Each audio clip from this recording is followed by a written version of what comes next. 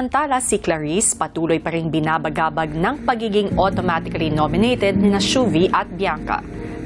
Ikaw, Shuvi, ay pinapatawan ko ng automatic nomination.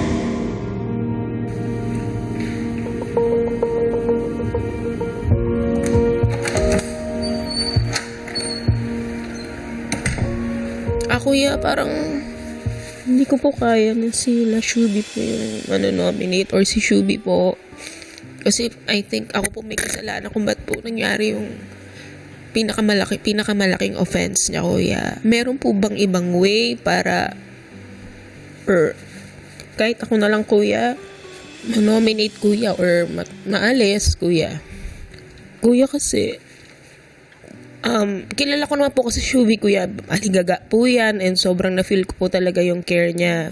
Nag-alala siya sa akin. Nga po nung game night nga po na medyo sumobra po sa nawala po ng control, na lasing po. Shuvi! Shuvi, yung lapel mo!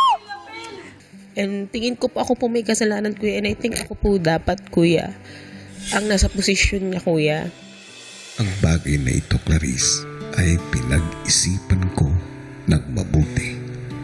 Bagamat ina-acknowledge ko na maganda ang intensyon ni Shuvi, accountable pa rin siya sa actions niya. Naiintindihan ko ang nararamdaman mo, lalo pa ikaw ang tumatayong ate diyan. Alam ko, nararamdaman mo ang responsibilidad. Yes, kuya. Yes. Kung ganon, bilang ate, alam mo rin ang halaga ng leksyon na dapat matutunan at bagay na dapat panagutan. Yes po, kuya. Sadya na po. Ang emosyonal na si Clarice agad namang pinuntahan ni na Shuvi. Hindi ako nagsisisi at lang kasi natakot talaga. Totoo yung takot ko nung time na yun.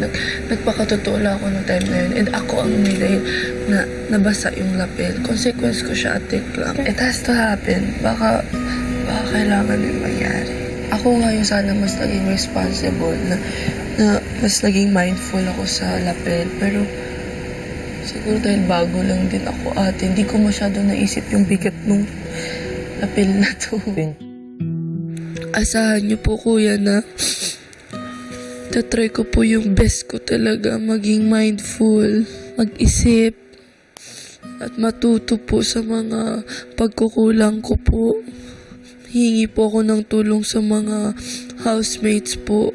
At the end of the day talaga, babalik at babalik sa point na rules are rules. Nakitira lang tayo dito. Parang ganun. Shuvi, kapag tayo ay nagkakamali, mahalaga ang pag-amin, mahalaga ang pananagutan.